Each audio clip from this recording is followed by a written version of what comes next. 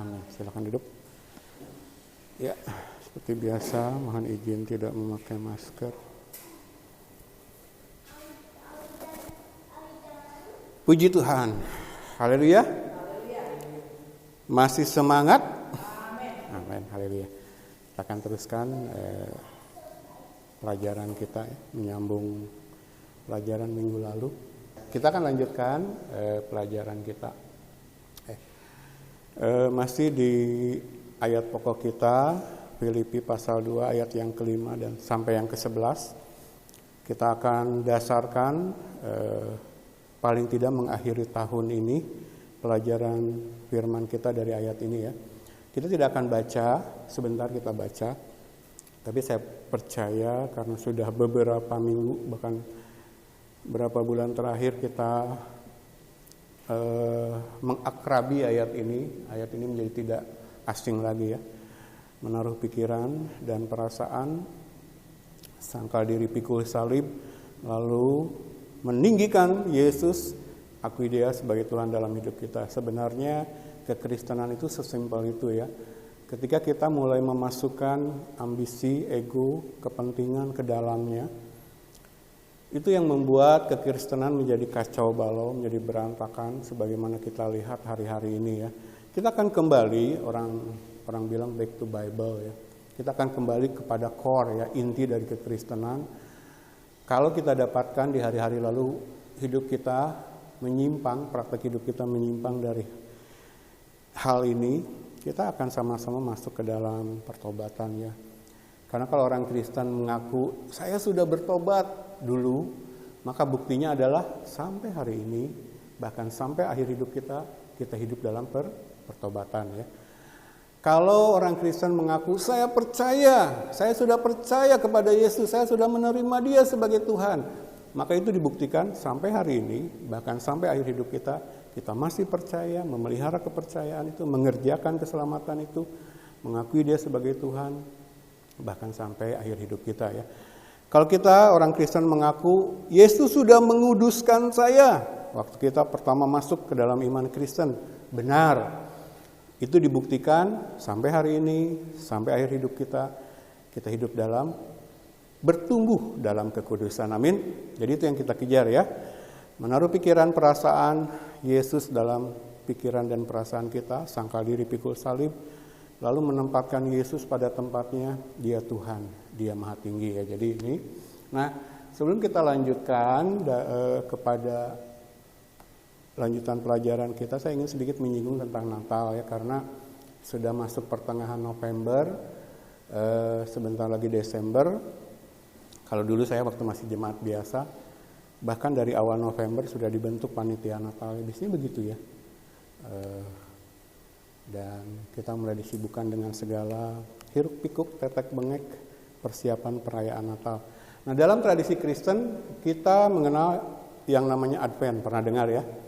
Bukan nama gereja, ada nama gereja Advent hari ke-7. Tapi Advent ini bagian dari tradisi yang tidak bisa lepas dari gereja ya. Ada yang namanya masa Advent ya. Kata Advent itu dalam bahasa Inggris Advent. Kalau bahasa Inggris kan senang numpuk-numpuk konsonan. Advent cukup gak bagi kita? Tapi bahasa Inggris tambahin T. Padahal gak perlu-perlu amat bagi kita. Jadi kalau dalam bahasa Indonesia Advent, N akhirnya. Kalau bahasa Inggris kasih T. Advent. Ya. Berasal dari bahasa Latin Adventus yang artinya kedatangan. Ya. Itu kata Advent artinya. Nah kalau kita kenal dalam perayaan kita, sebenarnya tradisi kita di Indonesia agak jauh dengan Advent. Kita lebih akrab dengan Natal ya. Nah Natal pun sebenarnya berasal dari bahasa Latin ya. Ungkapan lengkapnya Dies Natalis, hari lahir ya. Jadi Natal itu lahir. Jadi kalau ada perguruan tinggi kan biasanya mengadakan, biasanya bareng dengan wisudaan itu ada Dies Natalis, itu merayakan hari jadi dari kampus itu. Seperti ini ya, hari lahir. Jadi masa Advent itu adalah persiapan menyambut kedatangan Tuhan Yesus, persiapan menuju Natal, tradisi gereja. Banyak hal dilakukan. Nah, bagaimana sih tradisi gereja menghitung yang namanya masa Advent? Dimulai dari hari Minggu yang paling mendekati akhir November, tanggal 30. Biasanya jatuhnya sekitar tanggal segini lah ya. 28. Nah, mulai dari hari Minggu itu sampai malam Natal, 24 Natal, itu masa Advent. Persiapan menyambut besoknya hari Natal tanggal 25. Biasanya ditandai dengan 4 hari Minggu, selalu ditandai dengan 4 kali hari Minggu ya, sebelum berakhir di tanggal 24 malam. Makanya biasanya gereja-gereja menyambut masa Advent tuh khotbahnya khusus ya 4 minggu ini. Biasanya yang berhubungan dengan Natal ya.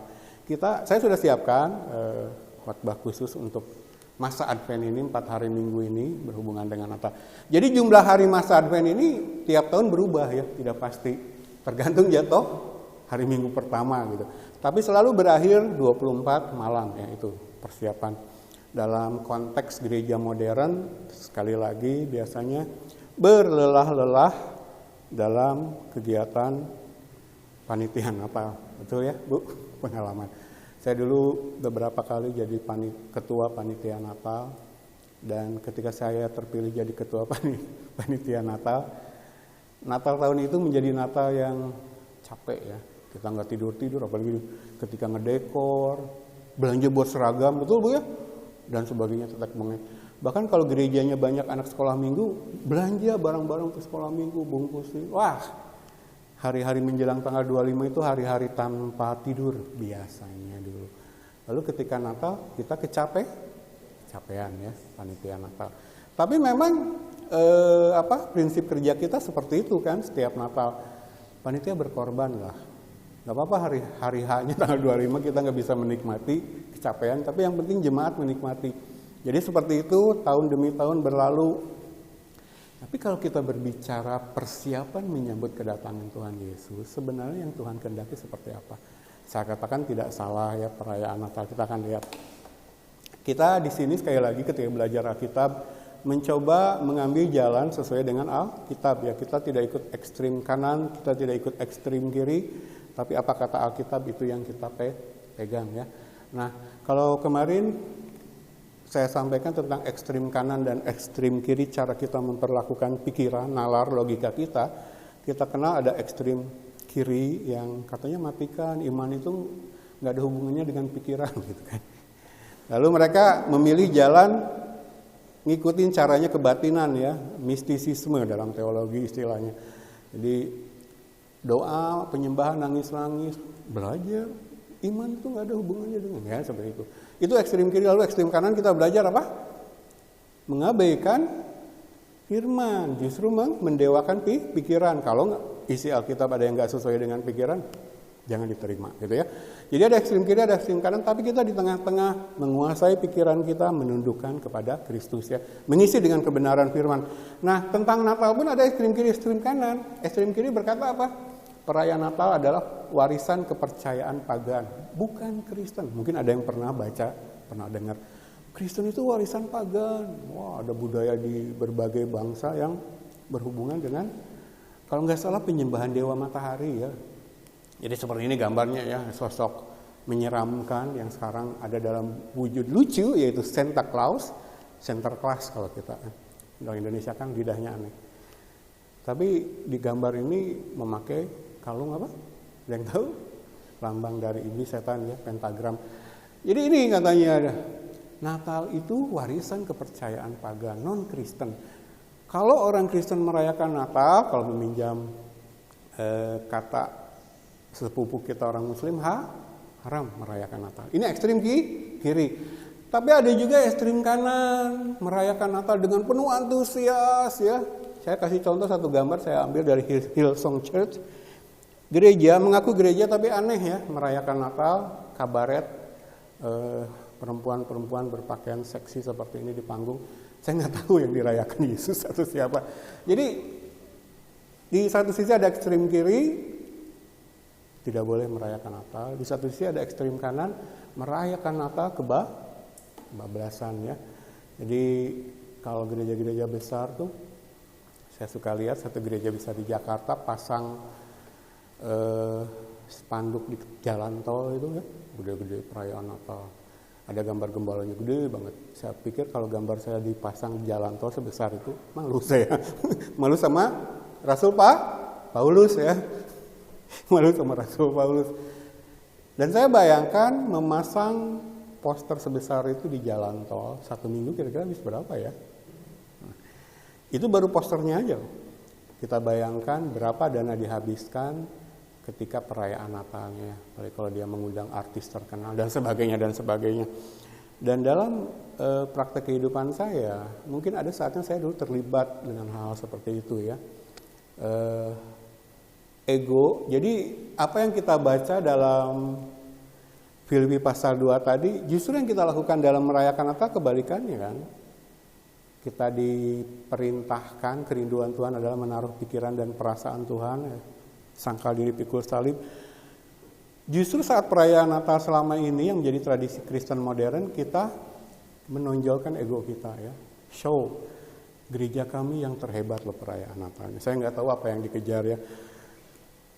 Jadi ini ya, lalu yang menjadi pertanyaan, bagaimana seharusnya orang-orang yang sudah dilahirkan kembali, orang Kristen sejati, merayakan Natal?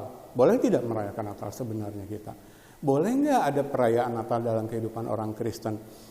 Sebenarnya Alkitab tidak memerintahkan perayaan Natal ya.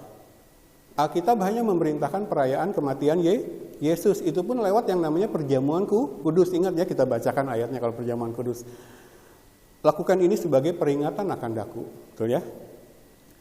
Natal sebenarnya nggak ada instruksi, catatan, perintah untuk dirayakan. Tapi yang jadi pertanyaan, boleh nggak kita merayakan Natal?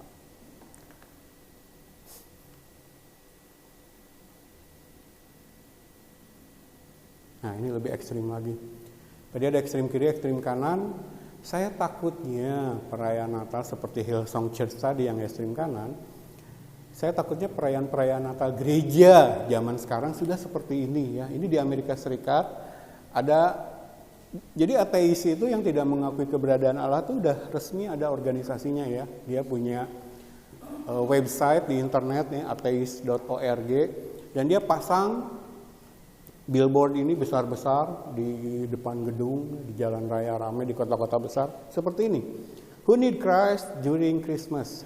Nobody. Siapa perlu Kristus saat Natal? Tidak seorang pun. Ya, ditegaskan dalam tulisan di atasnya. Siapa perlu Kristus?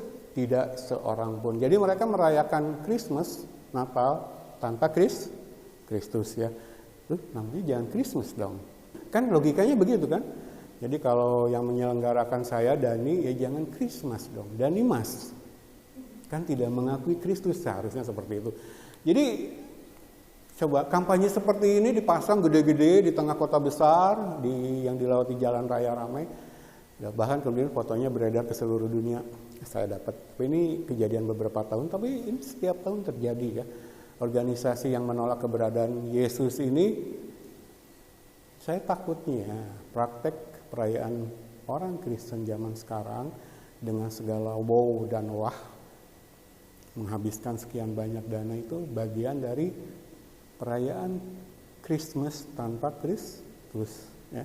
Sekali lagi ya, karena kalau di situ ada Kristus, sekali lagi Filipi pasal 2 mengajarkan sangkal diri pikul salib, meninggikan Tuhan Yesus lebih dari segalanya. Dan kalau di masa-masa lalu saya terlibat dengan perayaan-perayaan Natal seperti itu, ketika saya mempersiapkan firman ini, saya berkata ampuni saya Tuhan. Tapi ini ya yang ingin kita lakukan, kita membenahi kehidupan kita yang salah, yang selama ini sebenarnya lebih menonjolkan kitanya, akunya, gerejanya, gembalanya, dan sebagainya yang manusiawi. Setelah kita banyak belajar firman, kita mengejar Kristus yang ditinggikan. Nah kalau ditanya, saya pribadi sebagai gembala, saya percaya sama ibu gembala juga sudah tidak tertarik dengan perayaan Natal yang model dilaksanakan gereja-gereja sekarang.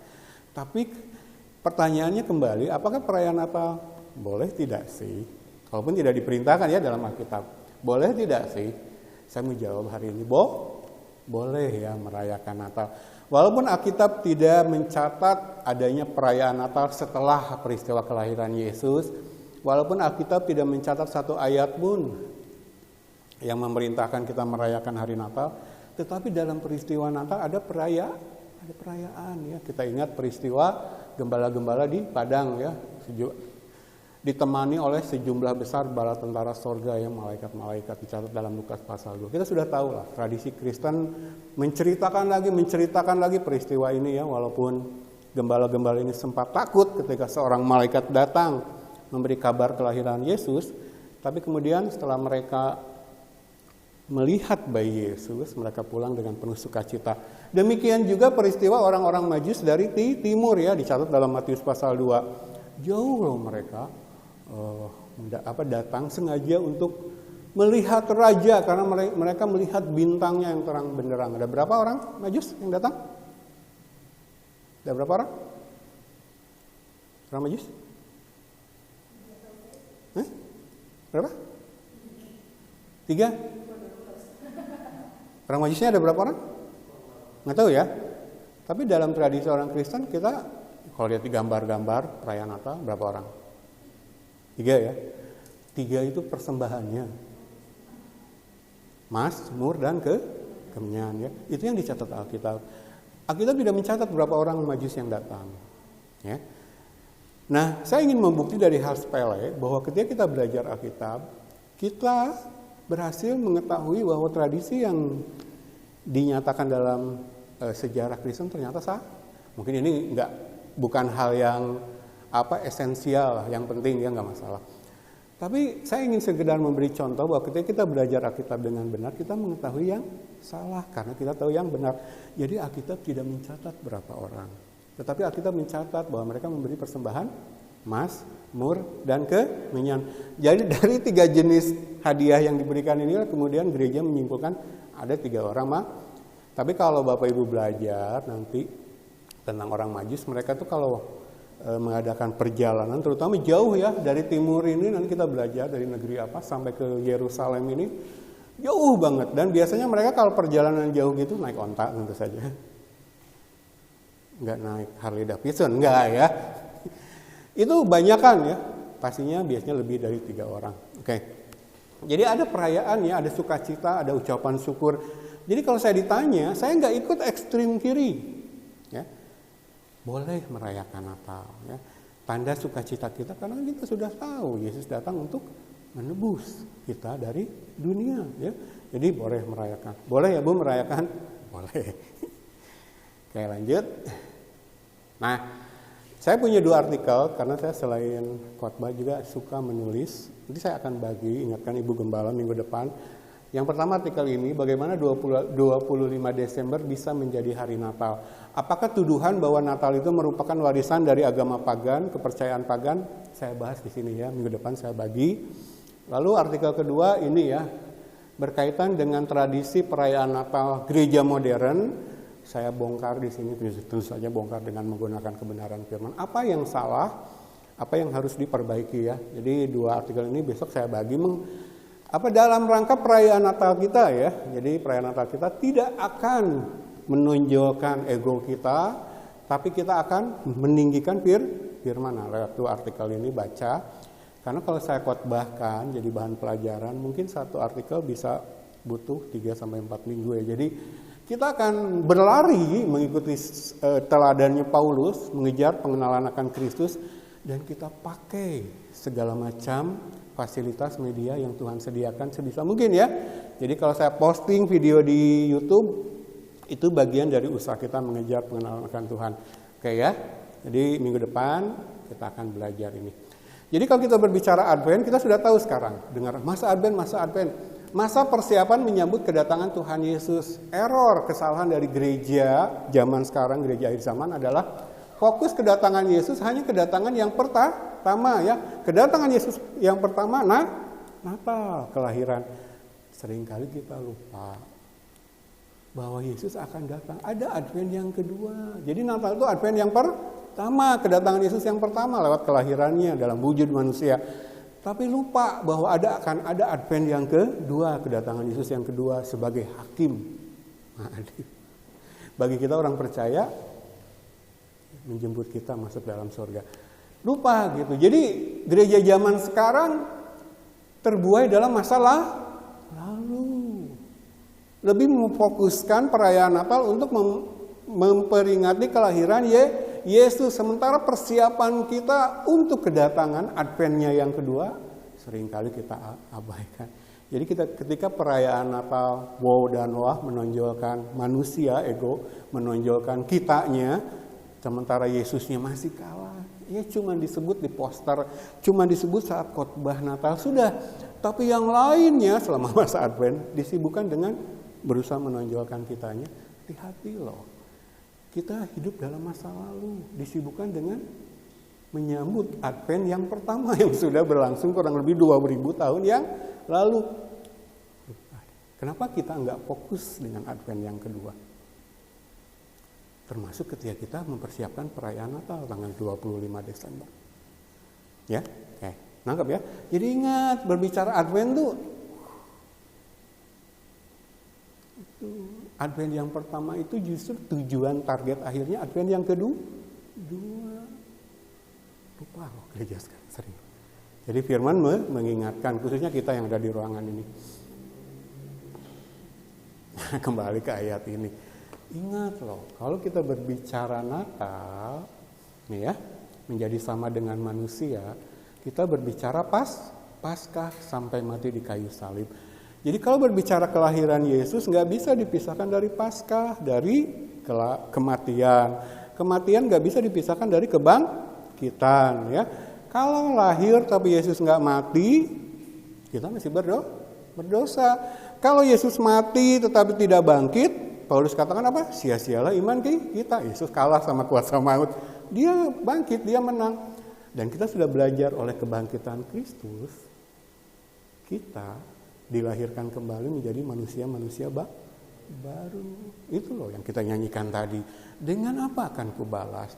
Bukan karena yang materi, yang lahiriah. Itu akan binasa bersama dunia ini. Tuhan kasih ini loh. Ketika dia memberikan segala-galanya di atas salib, Tuhan memberikan hidup baru, dijamin sorga. Lalu kehidupan di dunia sekarang berubah ya. Hati kita diubahkan. Jadi jangan fokus ke Advent yang pertama. Tetapi kalau kita merayakan Advent pertama, kenapa dalam perayaan Advent yang pertama, Natal, kita mempersiapkan hidup kita untuk menyambut Advent yang kedua ya.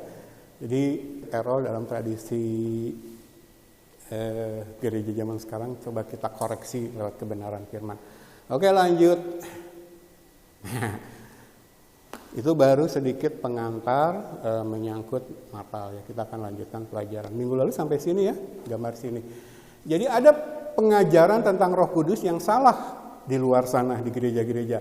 Ketika mereka mengajarkan bahwa setelah kita memiliki Roh Kudus dalam hidup kita, ini ya, sikapnya seperti ibu tiga ya. Maaf, ketika dia diajak masuk dalam pengajaran firman, dia menjawab apa? Maaf, saya punya Roh Kudus yang akan memberitahukan kepada saya ya pengetahuan kebenaran. Tidak usah belajar, cukup berdoa menyembah dan ketemu di dia. Jadi kalau orang Pantekosta karismatik sekarang ditanya, saya habis ibadah, berdoa, menyembah, nangis-nangis, lalu dia bilang, saya ketemu Yesus. Padahal saya tidak menolak itu ya, kita tidak menyangkal itu, Yesus bisa hadir secara pribadi seperti itu. Tapi sekali lagi, representasi kebenaran Yesus kan berkata dalam Yohanes pasal 14, akulah jalan dan kebenaran dan hidup. Nah, jalan, kebenaran, dan hidup itu direpresentasikan secara penuh dalam Alkitab. Jadi saya sih lebih setuju kalau orang Kristen berkata, saya ketemu Yesus ketika saya menemui kebenarannya, ketika saya menemui jalannya, ketika saya menemui hidup itu, dan itu meneguhkan saya. Barulah ketika kita berdoa, menyembah, kita nangis dan berdoa, nangis, menyembahnya itu didasarkan dari ini realitas kebenaran yang kita terima. Bukan karena dari rumah ada pergumulan, lalu kebetulan yang main musiknya Pak Primus hebat gitu kan. Lalu kebetulan yang mimpin pujiannya, fasih lidah, lihai gitu kan. Memanipulasi emosi jemaat, kita nangis ya. Kebetulan dari rumah lagi ada masalah, pas, cocok ya momennya. Lalu kita nangis-nangis. Wah, berapa ember itu air mata turun. Bukan ya. Nangis-nangis kita ketemu Yesus bukan seperti itu. Kalau begitu kan apa bedanya dengan nangis ketika nonton sinetron? Saya waktu bantu pelayanan, ini kesaksian, dan gak ngantuk. waktu bantu pelayanan di Bandung, saya kan pengerja tukang keliling ya besok Jumat. Lalu ketika besok satu pasangan suami istri belum punya anak waktu itu, si istrinya bilang, Om Dani, tuh nasihatin mama saya. Mamanya udah lanjut usia ya. Mama saya kalau nonton sinetron nangis katanya. Udah kita kasih, saya suka ketawa kalau ingat cerita ini. Sudah kita kasih nasihat, itu cuma cerita bohong fiktif. Tapi wah kalau nonton apa sinetron itu nangis. Saya ingat mama saya juga nangis. Dulu zamannya mama saya nonton sinetron Jepang itu loh, Oshin. Dia ingat, tahu. Kan ceritanya tentang penderitaan ya, seorang perempuan kecil sampai gede dia menderita. Mama saya juga nangis gitu. Saya juga kalau sempat ikut nonton nangis juga, kasihan si Oshin gini ya. Hidupnya menderita banget. Nah, nangis-nangis di gereja dalam penyembahan ketemu Yesus itu bedakan ya. Itu nangisnya lahiriah kita, emosi kedagingan kita. Kalau ibadah-ibadah di gereja di set dengan multimedia, dengan band, dengan pemain musik yang oke, band full band, lalu dengan pemimpin pujian, worship leader yang memang terlatih fasih lidah dan jago memanipulasi orang secara emosional, secara psikologis, lalu kemudian terjadi nangis-nangis. Sekali lagi, yang bisa meluruskan hal itu adalah firman. Saya pengennya tuh orang lagi dengerin firman nangis gitu. Dan saya sudah mengalami dalam kehidupan saya. Ketika saya diberitakan firman, orang nangis. Beberapa saat lalu saya suka diundang pelayanan di satu perusahaan di Jakarta, perusahaan finansial, bukan bank tapi dia ngasih pinjaman gitu. Oleh salah satu murid saya diperkenalkan. Lalu setiap Jumat saya diundang ke sana. Jadi kalau yang Muslim Jumatan, karyawan yang Kristen dikumpulin ibadah gitu. Jadi beberapa kali ya, saya diundang ke sana. Ada saat-saat ketika saya menyampaikan firman, saya lihat orang-orang ini menangis ya. Sekarang sudah gara-gara pandemi perusahaannya sayangnya sudah tutup ya, bangkrut. Tapi saya teringat pengalaman ini ya, dan itu menjadi mutiara dalam kehidupan saya, termasuk untuk saya belajar ya lebih serius lagi memberikan diri kepada Tuhan. Jadi ciri orang Kristen itu saya pengennya seperti itu loh, lagi dengar firman menangis. Oke, penyembahan doa menangis, tapi setelah mendengar firman, setelah tahu kebenaran firman, realitas ilahi, realitas rohani yang diberitakan dalam Alkitab ini. Tadi ya, bagaimana hebatnya perbuatan Yesus di kayu salib. Jadi kita kembali sampai ke sini. Nah, kita sudah counter pendapat ini dengan teks Alkitab dalam 1 Tesalonika ya. Ini. Nah, kita sudah pelajari, jadi sekilas saja. Cuma saya ingin bagikan dalam bentuk diagram ini biar lebih. Kebetulan kan saya dikasih talenta Tuhan bisa desain grafis walaupun nggak profesional ya, amatiran. Tapi biasanya kalau dengan gambar itu kita lebih menangkap ya. Jadi seperti ini ya, Roh Kudus sama firman tidak bisa dipisahkan. Ingat, Alkitab, firman dalam Alkitab ini bisa tertulis, bisa ada dalam wujud buku seperti yang kita pegang hari ini adalah karya Roh Kudus ya. Jadi ini nggak bisa dipisahkan. Nah, ini bekerja sama dalam pengajaran firman ya, seperti kita saat ini. Nah, oleh pengajaran firman inilah kita diberi kemampuan menguji segala sesuatu sehingga bisa membedakan yang jahat dari yang benar ya, seperti ini. Apakah selesai sampai di sini? Enggak ya. Kalau kita baca lebih lanjut ayat itu kan baru sampai ayat 22 ya, 1 Tesalonika 5 ayat 19. Kita baca ayat 23. Jadi kalau belajar Alkitab itu tidak ada caranya comot satu ayat, lalu dipahami, ditafsirkan, dikotbahkan tanpa melihat ayat-ayat sebelum dan sesudahnya. Bahkan tanpa melihat keseluruhan Alkitab. Sekali lagi, buku ini, Alkitab ini ditulis dalam satu helaan nafas ya, karya Roh Kudus, Allah yang sama. Tidak mungkin ada bagian Alkitab di sini yang bertentangan dengan bagian Alkitab di sini. Makanya penafsiran Alkitab yang benar itu, lihatlah ayat-ayat sebelumnya, lihatlah ayat-ayat sesudahnya, lihatlah pasal-pasal sebelumnya, lihatlah pasal-pasal sesudahnya, lihatlah kitab-kitab sebelumnya, lihatlah kitab-kitab sesudahnya. Keseluruhan isi Alkitab harus selaras. Itu yang disebut konteks tuh, biar nggak lupa saya tulis. Jadi kalau kita berbicara pengajaran firman harus seperti ini, ya, kontekstual. Habis dipakai anak saya, coret-coret sampai matanya tumpul.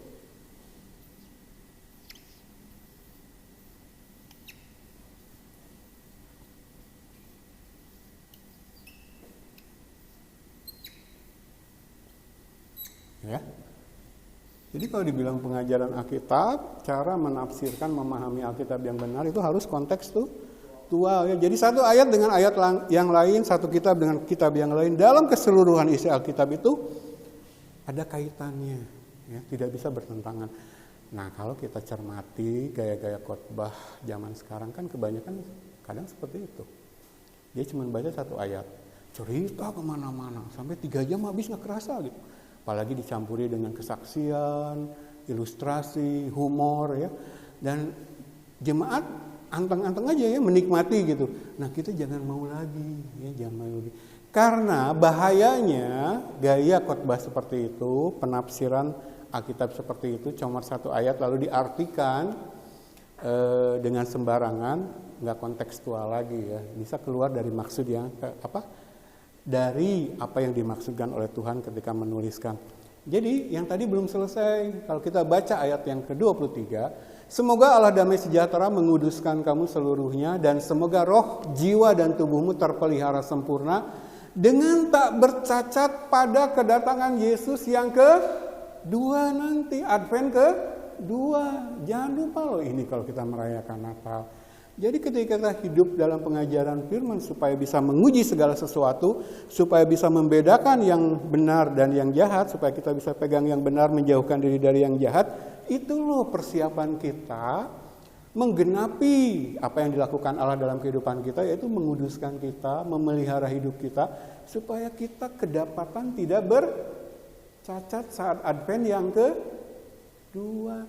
Kalau perayaan Natal, Advent yang pertama justru melanggar ini, kasihan Yesus nggak?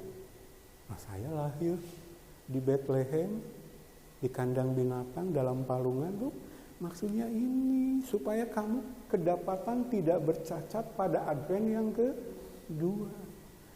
Jadi kalau di minggu-minggu sebelumnya kita melihat usaha gereja akhir zaman menceraikan antara Roh Kudus dan Firman, dalam konteks perayaan Natal, gereja akhir zaman mencoba menceraikan Advent yang pertama dengan Advent yang kedua. Padahal tujuan dari Advent yang pertama, Yesus menjelma menjadi manusia, adalah supaya pada Advent yang kedua kita kedapatan ini.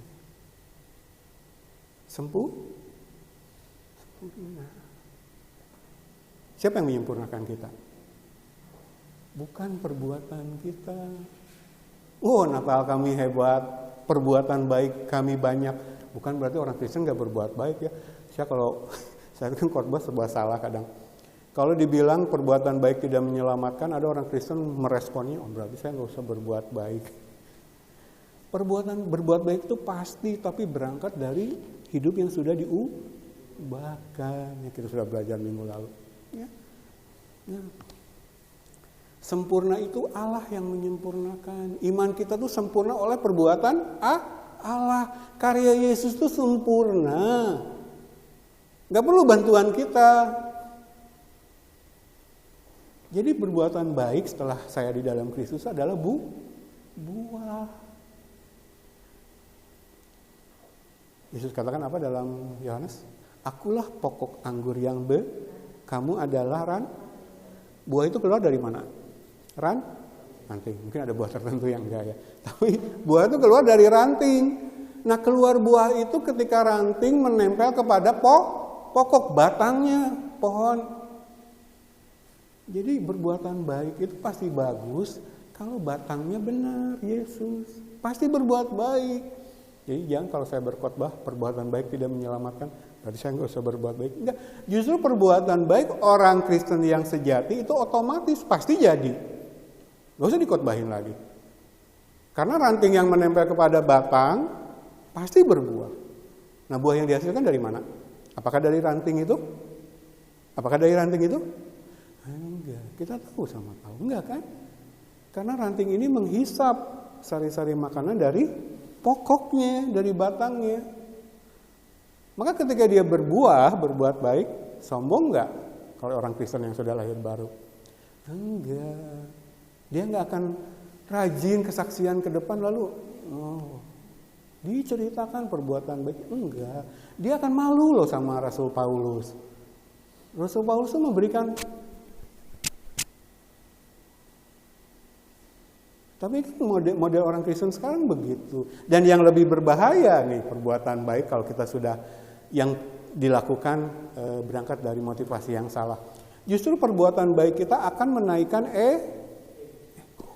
itu yang paling berbahaya. Kenapa perbuatan baik di luar iman Kristen, di luar hati yang sudah dilahirkan kembali itu justru berbahaya. Nah, kita sudah belajar diulang-ulang terus minggu-minggu lalu. Justru musuh iman Kristen yang terutama adalah gak mungkin gitu kalau perbuatan baik itu buah di ranting yang menempel pada batang, itu membuat dia megah diri, sombong. Gak mungkin. Lihat Paulus. Sebagai rasul yang begitu hebat, kan lebih dari setengah perjanjian baru ditulis oleh Paulus ya. Tapi dia selalu berkata apa? Di antara rasul-rasul aku yang paling hina. Di antara orang berdosa aku yang paling berdosa. Gak ada Paulus. Asia kecil, Turki sekarang. Asia kecil dalam Alkitab itu Turki sekarang. Asia kecil dimenangkan oleh saya loh. Saya mendirikan banyak gereja. Jadi kalau Paulus hidup di zaman gereja akhir zaman, dia nggak akan maju ke depan jemaat lalu bilang, saya mau bersaksi. Korintus saya yang mendirikan loh. Filipi saya yang mendirikan loh. Efesus saya yang mendirikan loh. Dia bilang apa? Dari semua rasul saya yang paling hina. Dari semua orang berdosa saya yang paling berdosa. Bedakan ya. Jadi berbuat baik di luar iman Kristen yang benar itu berbahaya. Justru akan semakin menjauhkan dia masuk ke dalam iman Kristen yang benar. Kalau saya lihat justru perbuatan baik yang meninggikan ego ini justru bagi saya nanti ya kalau kita sudah belajar banyak sebenarnya dari Alkitab, justru merupakan ciri orang-orang yang kemungkinan belum dilahirkan kembali ya. Jadi mengalir sajalah kehidupan orang Kristen. Jadi kejar Yesusnya, berbuatan baik itu nanti otomatis itu buah itu otomatis kok ya selama ranting. Nah kalau ranting sudah lepas dari batangnya bisa menghasilkan buah? Enggak. Walaupun dia menghasilkan buah, yang dihasilkan buah palsu atau plastik. Kristennya salah gitu. Jadi saya bukan menolak ya perbuatan baik, karena jujur aja ini yang bikin saya sedih sebagai seorang pendeta hamba Tuhan. Saya banyak ketemu orang-orang banyak berbuat baik ya oleh Tuhan diberilah rezeki lebih dari orang lain, kaya raya. Lalu dia banyak memberi buat pekerjaan Tuhan, tapi itu meninggikan ego terus gitu. Nah kemudian saya kecipratan ya dapat perbuatan baik orang ini dalam bentuk apalah, ngasih hadiah apa. Lalu ketika saya naik mimbar, saya ingin membalas kebaikan dia, betul? Dengan cara apa saya membalas kebaikan orang itu? Memberitakan firman yang benar. Bapak salah. Iman Bapak belum benar. Kalau berbuat baik untuk meninggikan ego itu salah. Kemungkinan Bapak belum lahir kembali loh, bertobat. Tersinggung nggak? Lalu dia bilang apa? Nggak tahu berterima kasih ini pendeta. Saya itu sudah sering dihadapkan kepada realitas seperti itu. Makanya tanya istri loh, saksi setelah menikah dengan saya, bingung lihat saya pendeta kok nolak-nolak berkat. Enggak, kalau Pak Primus ngasih 1 miliar saya terima hari ini. Tapi saya akan membalasnya dengan firman yang tidak saya kurangi, tidak saya lembut-lembutkan, tidak saya sopan-sopankan. Ketika Pak Primus berbuat salah, saya bilang salah, bertobat. Itu sebenarnya balasan yang jauh lebih hebat karena saya membalas dengan hal-hal roh. Tapi kalau orang yang belum dilahirkan kembali tidak akan mengerti ini. Maka jawabannya kemudian, oh ini pendeta tidak tahu berterima kasih. Beda ya. Jadi saya ingin jemaat menangkap. Kalau soal berbuat baik, saya percaya yang ada di ruangan ini orang-orang baik ya. Tapi sekali lagi, lebih kejar pengenalan akan Allah ya. Menempel di ranting, hidup dalam firman kebenaran Tuhan. Kalau kamu di dalam aku, firmanmu di dalam kamu, ranting-ranting yang menempel, melekat kepada pokok anggur, ya. Jadi ini ya, jangan lupa sekali lagi, karena ini nanti akan diposting di YouTube. Ini pesan buat semua gereja akhir zaman. Merayakan Natal, Advent pertama, dengan mengabaikan Advent kedua, bahkan menambah Sadar nggak? Perayaan-perayaan Natal kita justru menumpuk dosa selama ini. Ketika saya mempersiapkan firman ini, saya minta ampun sama Tuhan. Karena di masa lalu saya terlibat di dalamnya. Mungkin ketika saya ketua panitia Natal, ini loh. Saya hidup di masa lalu, 2000 tahun yang lalu, melupakan apa tujuan Advent pertama. Kita kedapatan sempurna. Jadi kalau kita berdoa pemeliharaan Allah, oke, pemeliharaan secara lahiriah, jasmani, nafkah hidup sehari-hari, ya Tuhan jamin. Kan dia Bapa kita. Masa ada Bapa melalaikan anaknya?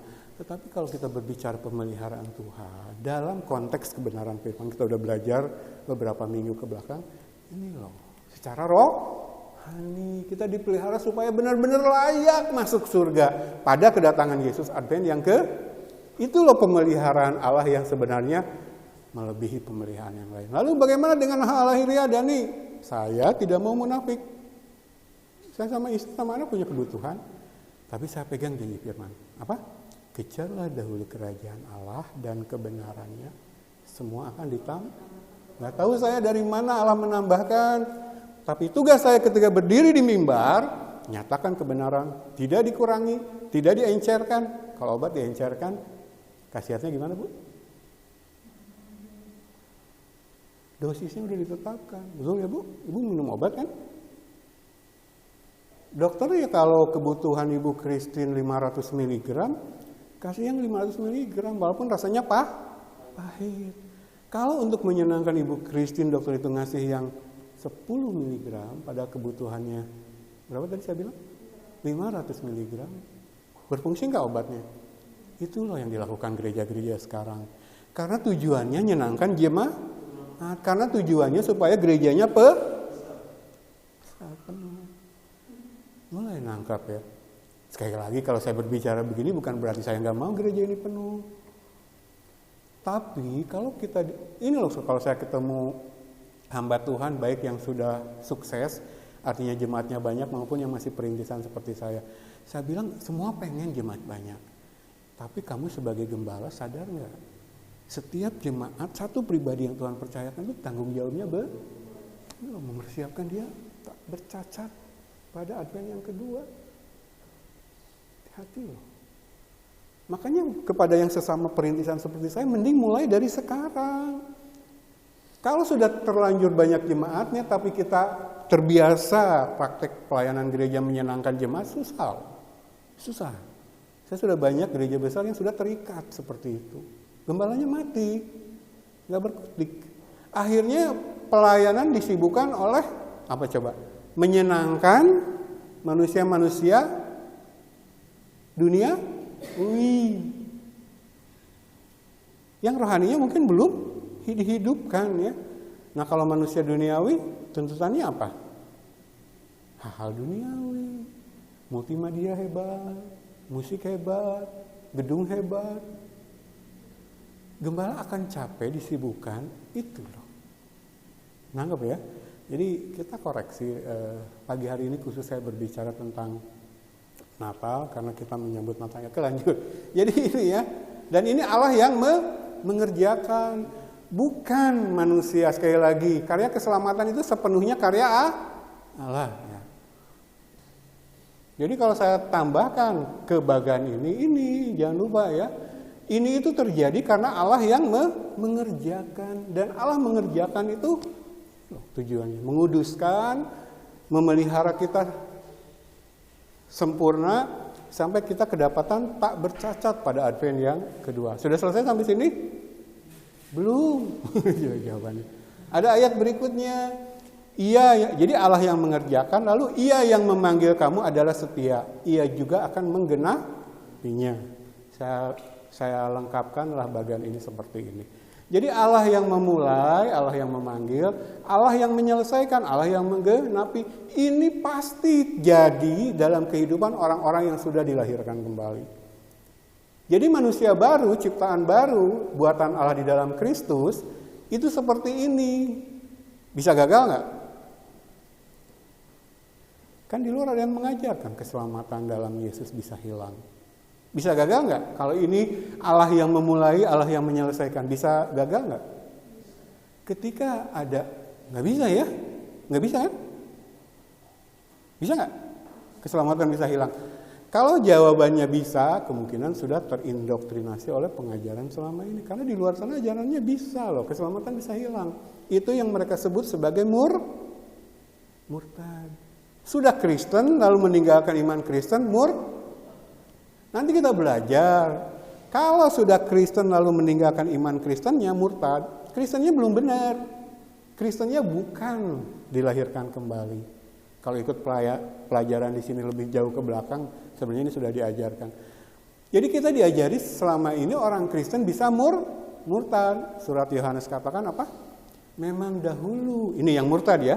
Memang dahulu mereka bagian dari kita. Tapi mereka nggak benar-benar bagian dari kita. Makanya mereka meninggalkan kita. Jadi yang murtad itu yang iman Kristennya nggak benar-benar Kristen. Belum dilahirkan kan? Kalau yang sudah dilahirkan kembali, kan kita lahir kembali karya Allah. Kita sudah belajar. Oleh kebangkitan Kristus kita dilahirkan kembali kepada hidup yang penuh pengharapan. Kalau Allah yang memulai, nggak mungkin Allah gagal. Oh, saya kalau ketemu hamba Tuhan yang mengajarkan keselamatan bisa hilang, loh, Anda belum mengerti siapa Allah. Turun lagi ke tingkat SD teologinya. Belajar lagi tentang Allah. Allah tuh nggak mungkin gagal. Banyak ayat selama ini pastilah. Kita sudah tahu banyak ayat yang mengatakan Allah tuh nggak mungkin gagal. Tadi kita nyanyi apa? Kok Allah yang setia, ini kan bunyi ayat yang tadi kita baca. Dia Allah yang setia, ketika dia memanggil kita, dia akan menggenapi panggilan itu.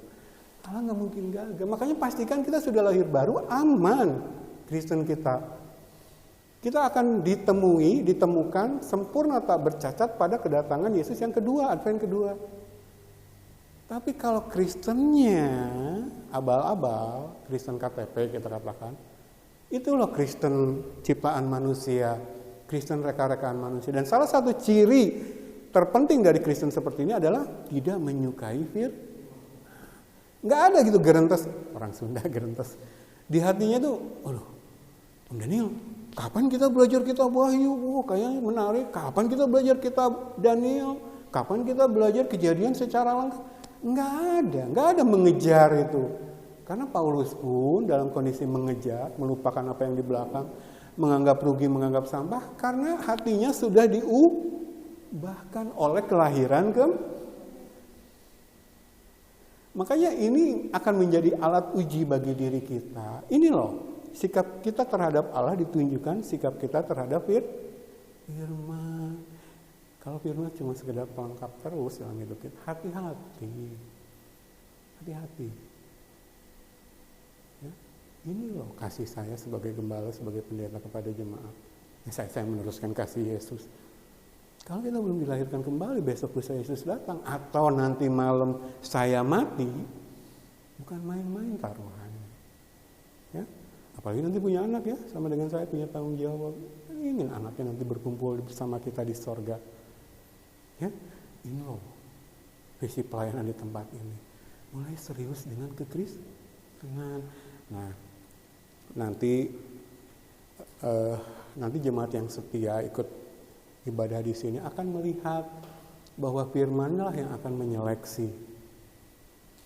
Saya sudah saksi ya. Ada loh orang-orang yang sudah datang ke sini, tapi karena di sini modelnya pengajaran serius, dia nggak betah, dia lari. Apa kita perlu kecewa? Enggak. Saya kan katakan dari awal. Kalaupun kita cuma segini sampai Tuhan Yesus datang, so what? Saya hanya ingin memastikan yang ada di ruangan ini dilahirkan kembali. Kita akan bareng sampai sorga. Tapi itu loh target, itu loh Kristus, itu loh Natal. Ya. Jadi nggak usah kecil hati kalau kita ibadah sedikit. Nah, ibadah banyak-banyak rame-rame.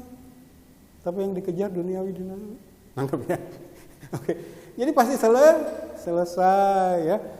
Udah jam berapa, Ma? Ingatkan, udah lebih 10. Jadi kita akhiri saja. Nah, ke depan kita akan buka ayat-ayat yang semua menunjukkan kepada ini diagram kita. Ya? Udah banyak ayat saya sudah siapkan, tapi minggu depan saja. Kita lihat sekilas ya, persiapan buat minggu depan. Jadi kehidupan Kristen tuh ini loh. Kalau enggak ini bukan Kristen. Hati-hati ya, jangan mau ditawari oleh versi kekristenan yang enak buat kita, tapi tidak menjamin kita tak bercacat dan tak bercela pada Advent yang kedua ya. Ini minggu depan saja ya. Tapi saya akan akhiri dengan ini. Karena ini gambarnya tanggung saya tampilkan minggu lalu, jadi saya akan bahas saat ini. Oke, mulai dari sini ya. 5 menit lagi kita selesai. Jadi ini ya, ketika dua ibu ini mencoba mengajak ibu ketiga masuk dalam pengajaran firman, justru dibilang saya sudah banyak mengalami dalam perjalanan pelayanan saya. Istri saya baru mengalami, makanya saya angkat materi ini. Kebetulan istri saya bercerita, ngobrol dengan seorang ibu, dan istri saya mencoba mengajak ibu ini ke dalam pengajaran firman, tapi ibu ini berkata, itu yang kita kasih contoh minggu lalu, cukup berdoa, nanti tahu gitu, kayak orang bertapa ya. Nah justru ibu ini memperkatakan istri saya ini.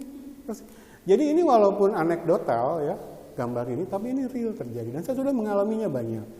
Saya mengajak sesama pendeta masuk dalam pengajaran firman, mengajar jemaatnya, saya dibilang aneh.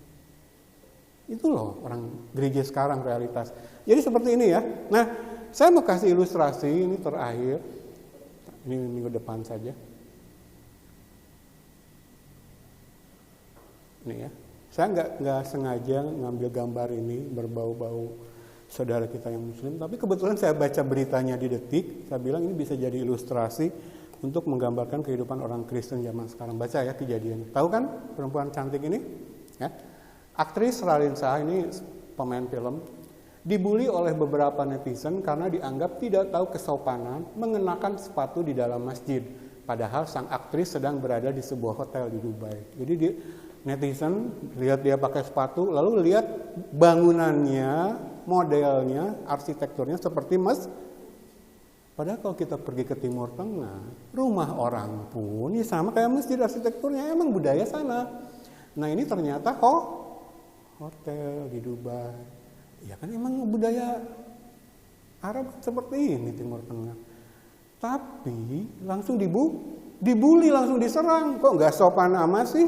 Di dalam tempat ibadah masjid pakai sepatu gitu kan. Ini ya saya cantumkan alamat Instagramnya.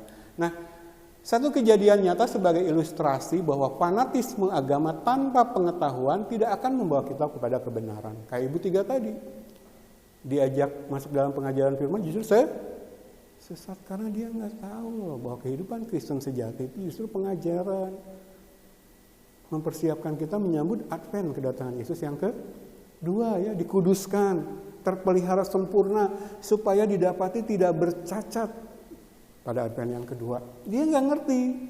Makanya Kristen, nanti kita lihat ayatnya, menyebut orang-orang seperti ini sebagai berlagak tak. Kalau ngomongin soal rohani, dia bisa sebut nama Tuhan, nama Yesus berkali-kali. Tapi dia nggak ngerti karena menolak masuk dalam pengajaran firman. Dia lebih suka nangis-nangis, doa penyembahan ya. Oke ya, saya ulang yang ini saya baca. Satu kejadian nyata sebagai ilustrasi bahwa fanatisme agama tanpa pengetahuan tidak akan membawa kita kepada kebenaran. Kita cuma menganggap diri kita benar, tapi oleh kebenaran sendiri. Kita akan nyebut orang lain sesat, tapi ukurannya kebenaran sendiri ya. Oh, bagi saya kalau gambar begitu, tempat ibadah, nggak boleh orang pakai sepatu. Ternyata ini adalah hotel ya. Iman Kristen adalah iman yang didasarkan kepada kebenaran yang objektif di dalam Alkitab, di mana nalar kita jangan dimatikan. Nalar kita pakai untuk mempelajarinya dengan seksama, meneliti, menggali ya, dan kehendak kita tundukkan, dimulai dari hati yang mengaminkannya. Itu kehidupan orang Kristen yang benar, masuk dalam pengajaran firman. Jadi ketika kita menyebut orang sesat, harus lewat pengujian. Jadi kalau kita menganggap diri kita benar, kebenaran itu harus berdasarkan pengujian. Sebaliknya kalau kita menuduh orang sesat, tuduhan sesat kita harus berdasarkan pengujian. Kalau dia menuduh orang sesat tanpa pengujian, kalau dia nuduh-nuduh orang sesat tanpa bukti firman, maka dia hidup dalam kebenarannya pun tanpa kebenaran pasti itu. Boleh nanti dibuktikan ya. Karena dia memang menolak pengajaran Jadi jangan kecil hati ketika kita disebut sesat oleh orang negatif kali negatif adalah ya. Jadi beritakan firman. Nah, berhadapan dengan orang-orang seperti itu yang suka sesat-sesatin orang tanpa penjelasan, jangan kecil hati ya. Punya kesempatan, beritakan lagi. Punya kesempatan, beritakan lagi. Sampai satu saat Tuhan beri tanda bahwa kita harus meninggalkan dia ya. Menyerahkan dia kepada kehendak Tuhan. Kita akan menemui orang-orang seperti itu, tapi saya rindu kita mulai dari diri kita. Amin. Orang-orang, seberapa orang yang ada di tempat ini, walaupun hitungan kita sedikit, pastikan kita tidak termasuk orang seperti ini. Amin ya. Oke, saya cukupkan dulu renungan firman minggu hari ini. Kita akan sambung lagi minggu depan ya.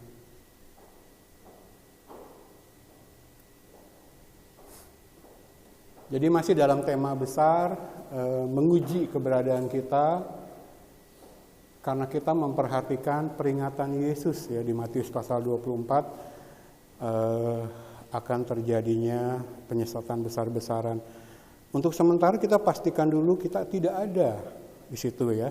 Kalau sudah sempat ada di situ bertobat, keluar, lari, tinggalkan. Lalu mulai membangun hidup kita. Enggak apa-apa dari nol, jangan malu, jangan minder, jangan gengsi.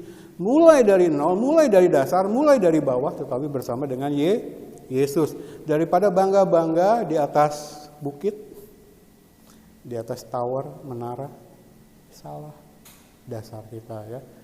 Mari kita rendahkan hati kita. Mulai dari bawah ya. Bersama-sama dengan saya, bersama-sama dengan Ibu Gembala. Mulai dari bawah bersama dengan Yesus. Kita sedang membangun kehidupan kita bersama dengan Tuhan.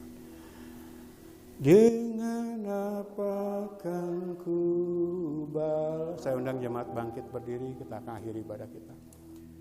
Segala kebaikanmu, segenap hatiku menyembahmu Yesus,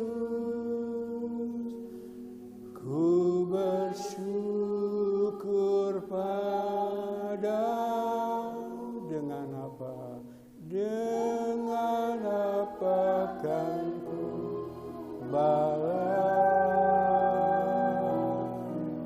segala tidak dapat kami balas Tuhan, tapi kami mau menyembah, kami mau menyerahkan hidup kami kepada Tuhan sepenuhnya. Katakan lagi, dengan apa kan ku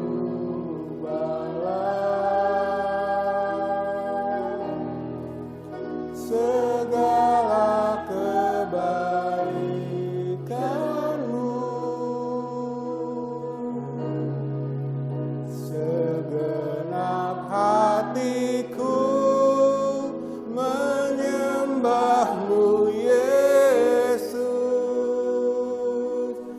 ku bersyukur. Lebih lagi katakan dengan iman, dengan apa kan ku balas. Engkau baik Tuhan, kebaikan-Mu. Amin, amin, amin, amin. Segenap hatiku menyembah-Mu Yesus, ku bersyukur padamu.